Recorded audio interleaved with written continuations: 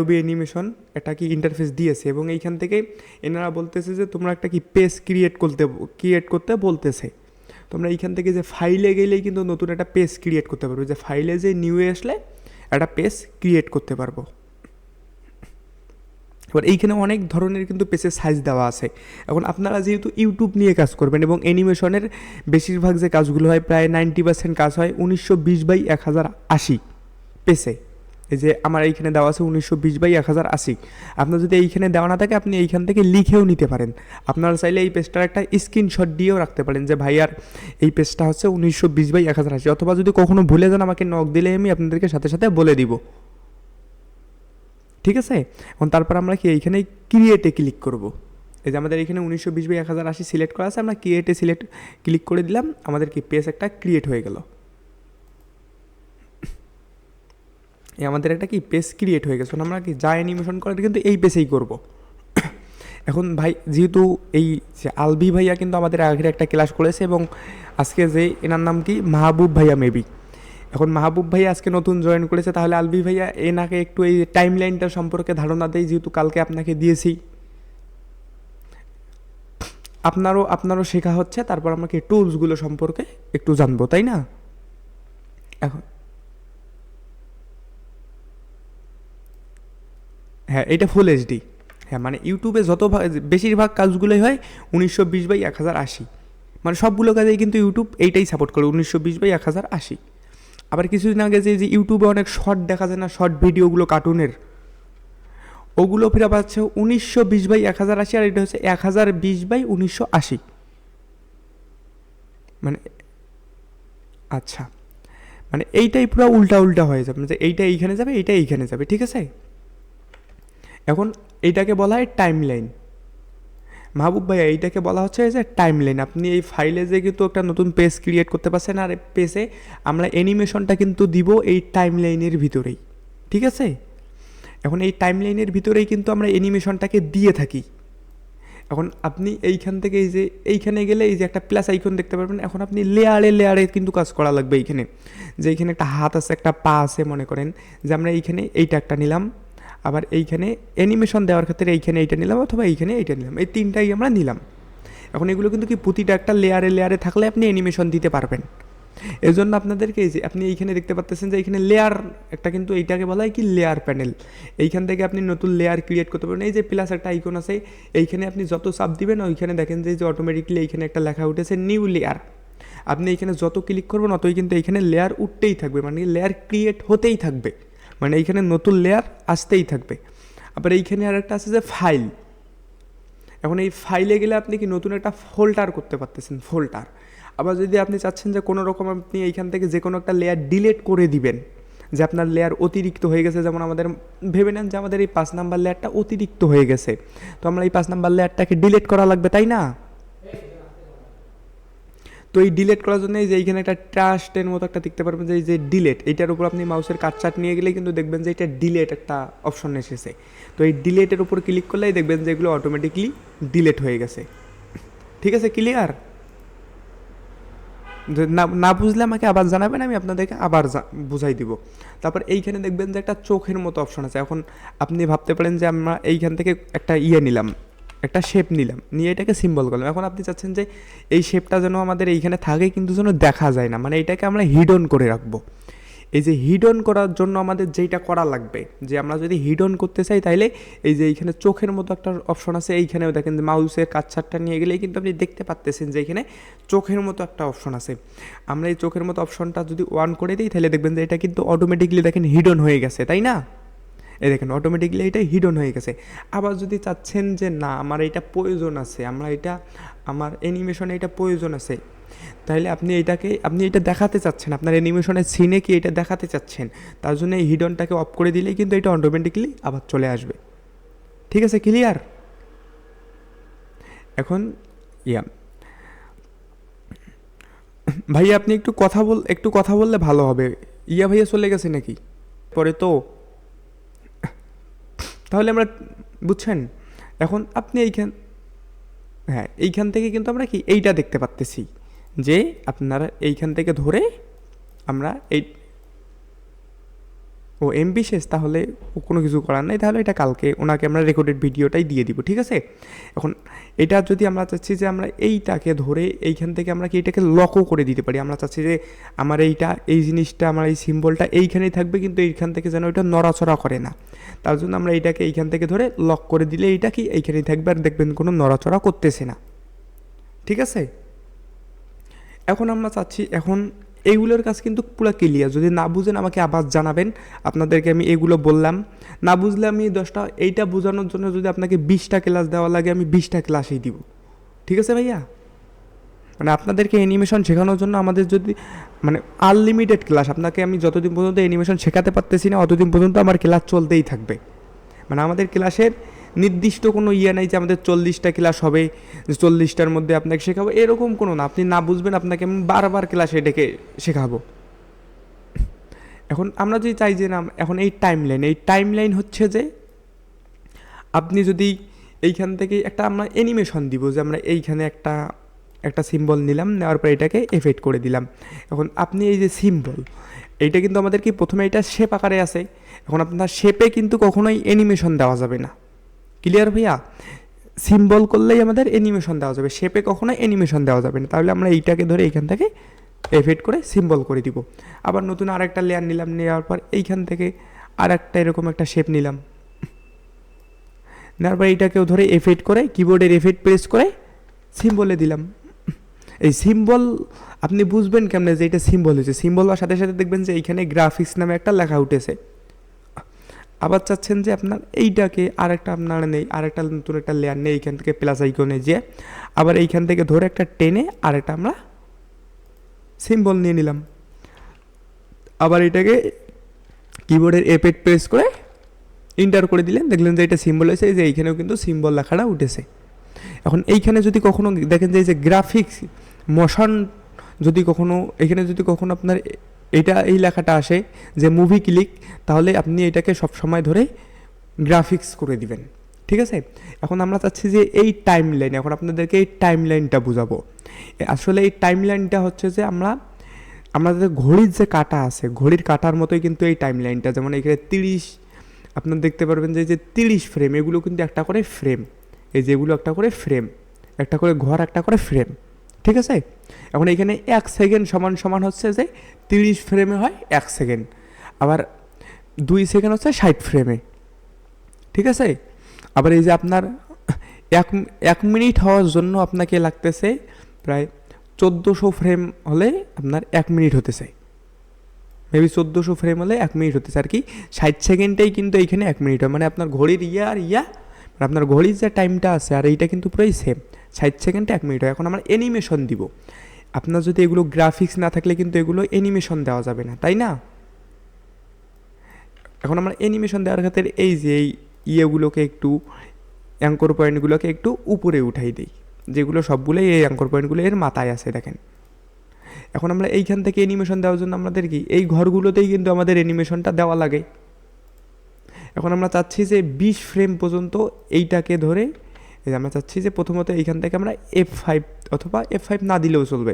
প্রথমত আমরা কি এইখান থেকে 20 ফ্রেমে, এই যে এইখান থেকে 20 ফ্রেমে দেখবো যে এইটা একটু নিচে নেমেছে 20 ফ্রেমে, ঠিক আছে।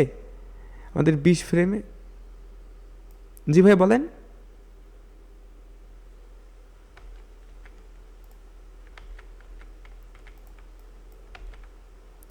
আপনি এইখান থেকেও ধরে দিতে পারবেন, যে আপনি এইখান থেকে ধরে এই যে প্রথমে F5 দিয়ে দিবেন।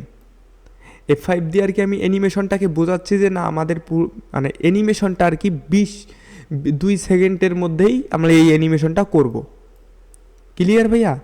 যে আমরা অ্যানিমেশনকে গাইডলাইন দিতেছি যে আমরা মিনিমাম 2 সেকেন্ডের মধ্যেই এই অ্যানিমেশনটাকে আমরা করব। এর জন্য কি আমরা এইখান থেকে F5 দিয়ে একটা জায়গা আর কি দখল করে রাখলাম, ঠিক আছে। হ্যাঁ, এখন তারপর আপনি চাচ্ছেন যে এইখান থেকে আপনি এখন কত ফ্রেমে এসে প্রথম অ্যানিমেশনটা দিবেন। আমরা 15 ফ্রেমে এসে, এই যে 15 ফ্রেমে এসে প্রথম অ্যানিমেশনটা দিব।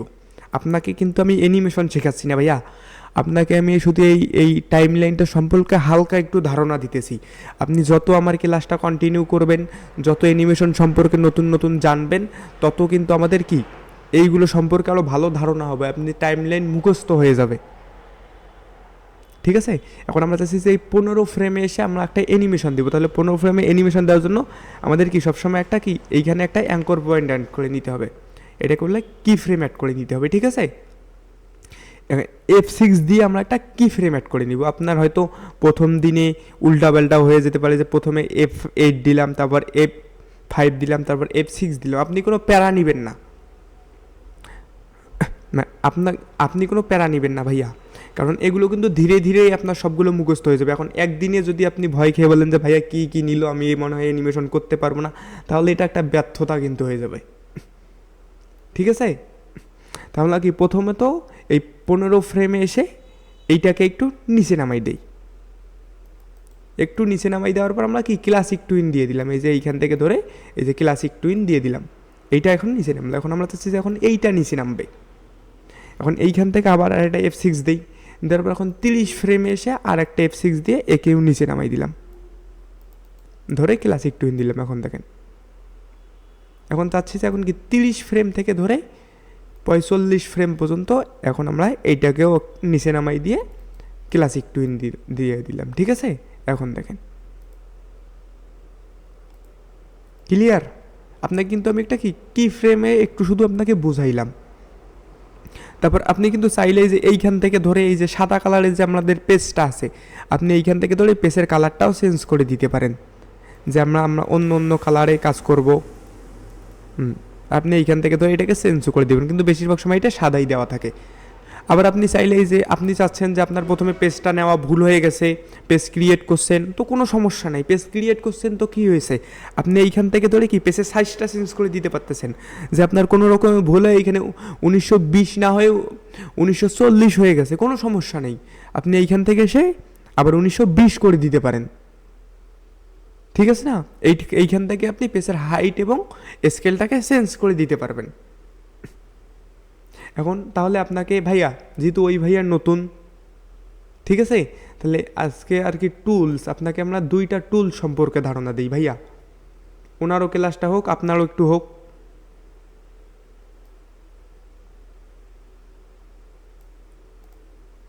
শুনতে পাচ্ছেন ভাইয়া? হ্যাঁ, শোনা যাচ্ছে ভাইয়া। ওই ভাইয়ার জন্য কিন্তু এই ক্লাসটা আমি দেখাইলাম এতটুকু, যেহেতু ওই ভাইয়ার নতুন, মানে ওনাকে তো রেকর্ডেড ভিডিওটা দেওয়া হবে না। উনি আমাকে আগেই বলছে যে ভাইয়া আমাকে আপনি শুধু রেকর্ডেড ভিডিওটা করে দিবেন। উনি মাদ্রাসায় পড়ে তো, তাই জন্য। এখন এরপর আমরা যদি চাচ্ছি যে আমরা এইখান থেকে ধরে এই যে এখন এইটা হচ্ছে কি, এইটাকে বলা হয় আপনার সিলেকশন টুলস। আপনাকে আমি 3টা টুল সম্পর্কে আজকে ধারণা দেই। সিলেকশন টুলসের কাজ কি? সিলেকশন টুলস দিয়ে আপনি যে কোনো জিনিসে এইখান থেকে সিলেক্ট করতে পারবেন। মানে কোনো কিছু ধরার জন্য আপনার অ্যানিমেশনে সিলেকশন টুলসই ব্যবহার করতে হবে। আপনি এই যে এইখান থেকে এই কি ফ্রেমগুলোকে ধরবেন, আপনার সিলেকশন টুলসই ব্যবহার করতে হবে। এখন সিলেকশন টুলের শর্টকাট কি? শর্টকাট হচ্ছে ভি। এই শর্টকাট হচ্ছে ভি। এখন আপনি ভিও প্রেস করতে পারেন, আবার বারবার এই যে কন্ট্রোল প্রেস করলে কিন্তু অটোমেটিকলি আপনার সিলেকশন টুলটাই সিলেক্ট হবে। দেখেন এখন কিন্তু আমাদের এইখানে আমরা যখন কন্ট্রোল প্রেস করলেই কিন্তু আমাদের অটোমেটিকলি সিলেকশন টুলটাই সিলেক্ট হবে। বুঝতে পেরেছেন? আমাদের অ্যানিমেশনের ক্ষেত্রে কিন্তু বারবার এই কন্ট্রোলে প্রেস করা লাগবে। আপনি কন্ট্রোল প্রেস করছেন, আপনার সিলেকশন টুল সিলেক্ট হয়েছে, আপনি যে কোনো জিনিস সহজেই সিলেক্ট করতে পারতেছেন। ঠিক আছে? আবার কোনো রকম আপনার কোনো কিছুতে ভুল হয়ে গেছে, যে ভাই আমার কোনো কিছু ভুল হয়ে গেছে, এইটা ভুলে দেখেন এইখানে চলে এসেছে, এখন এইটাকে আপনার আগের জায়গায় নিয়ে যাওয়া লাগবে। এর জন্য আপনি কন্ট্রোল জেড প্রেস করবেন, দেখবেন যে আপনার ভুলটা আবার ঠিক সমাধান হয়ে গেছে। ঠিক আছে? এটা কিন্তু আমাদের যে কোনো সফটওয়্যারই কন্ট্রোল জেড প্রেস করলেই ভুলটা সমাধান হয়ে যায়। আর সিলেকশন টুলসের কাজ হচ্ছে যে আপনি যে কোনো জিনিস আর কি সিলেক্ট করার জন্য এই সিলেকশন টুলটা ব্যবহার করা হয়। আপনি এইখান থেকে কোনো ফ্রেম সিলেক্ট করবেন, সিলেকশন টুল ব্যবহার করা হচ্ছে। আবার চাচ্ছেন যে না আমি এই জিনিসটাকে সিলেক্ট করব, এই দেখেন সিলেকশন টুলসের কিন্তু প্রয়োজন। মানে আপনার অ্যানিমেশনে যত কিছু সিলেক্ট করা লাগবে, যত কিছু ধরা লাগবে, সবগুলোই সিলেকশন টুল দিয়েই কিন্তু ধরা হবে। ঠিক আছে? আরও বুঝতে না পারলে ভাই আপনাদেরকে শুধু আমি টুলসগুলো সম্পর্কে মনে করেন যে একটু 10% পর্যন্ত শুধু ধারণা দিতেছি। এখনও প্রায় 90% বাকি আছে, বুঝছেন? ওকে ওকে ওকে। এখন এইটাকে বলা হয় ফ্রি ট্রান্সফর্ম টুল। এখন ফ্রি ট্রান্সফর্ম টুলের কাজ কি? আপনার একটা প্রশ্ন থাকতে পারে, ভাই ফ্রি ট্রান্সফর্ম টুলের কাজ কি? যেহেতু আপনি একজন স্টুডেন্ট, এখন ফ্রি ট্রান্সফর্ম টুলের কাজ হচ্ছে যে আমরা এই জিনিসটাকে এইখানে নিয়েছি, নেওয়ার পর মনে করেন যে এইটার এইখান থেকে আমরা কালারটা চেঞ্জ করে দিলাম। এই যে এইটাকে বলা হয় ফিল কালার এবং এইটাকে বলা হয় স্টক কালার। আমরা এই ফিল কালারটা এইখান থেকে চেঞ্জ করে দিলাম। এখন আপনি চাচ্ছেন যে না আমার এই জিনিসটা একটু বড় করলে ভালো হতো। এখন এইখান থেকে আপনি সিলেকশন টুল দিয়ে কিন্তু এইটা চারদিক দিয়ে বড় করতে পারবেন না, তাই না ভাইয়া? এইখান থেকে আপনি সিলেকশন টুল দিয়ে কিন্তু এটা চারদিক দিয়েই বড় করতে পারবেন না। এইটার জন্য প্রয়োজন হচ্ছে আপনাদের কি ফ্রি ট্রান্সফর্ম টুল। ফ্রি ট্রান্সফর্ম টুল দিয়ে যখন আপনি এটাকে সিলেক্ট করবেন দেখবেন যে শিপ চাপলে এই টানবেন, দেখবেন যে এটা চারদিক দিয়েই বড় হতেছে। আবার যদি কখনো শিপ ছাড়া চাপেন তাহলে দেখবেন যে চারিদিক দিয়ে প্রপারলি বড় হতেছে চারিদিক দিয়ে, কিন্তু আমাদের প্রপারলিটা বড় হতেছে না। এই দেখেন এই যে এরকম হয়ে যাচ্ছে, একটু বড় ছোটো হয়ে যাচ্ছে। যখন আপনি শিপ প্রেস করে এটাকে টান দিবেন তখন দেখবেন যে এটা প্রপারলি চারদিক দিয়েই বড় হয়ে গেছে, ঠিক আছে?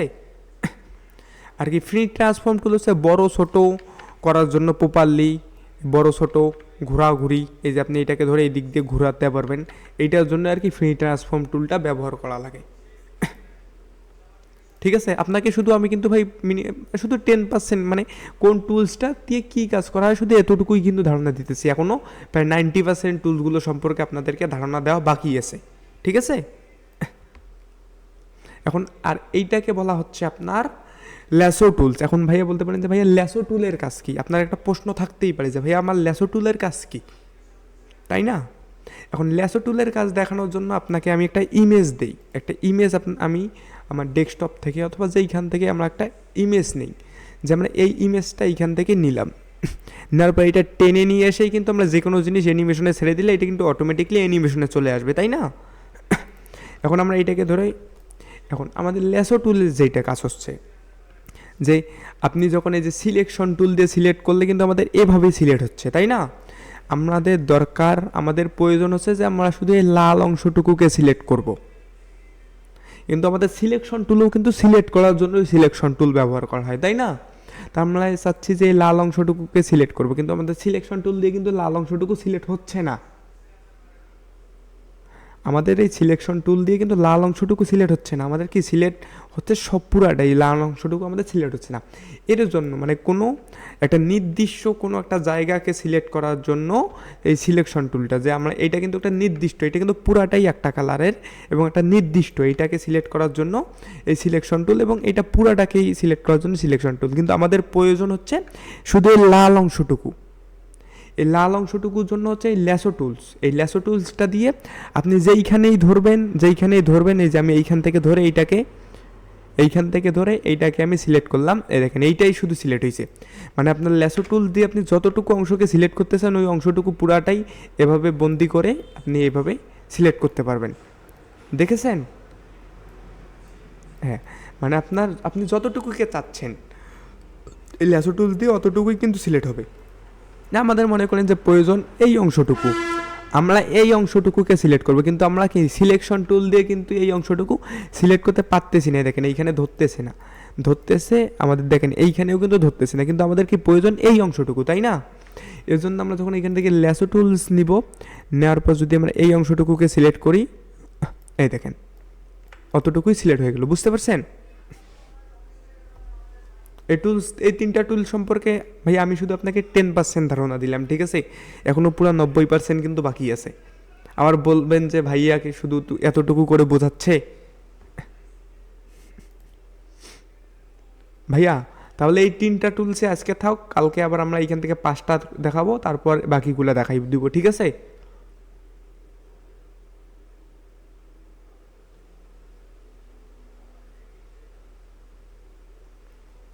হ্যাঁ, ওইটা নিব কেমনে জানেন? যে আগে আপনাদেরকে টুলসগুলো সম্পর্কে আমি একটু ধারণা দেই, আপনাদের ভালো একটা ধারণা হতেছে, তারপর আবার সবগুলো টুলস নিয়ে একটাই ক্লাস নিব। ওইটা হবে কি আপনাদের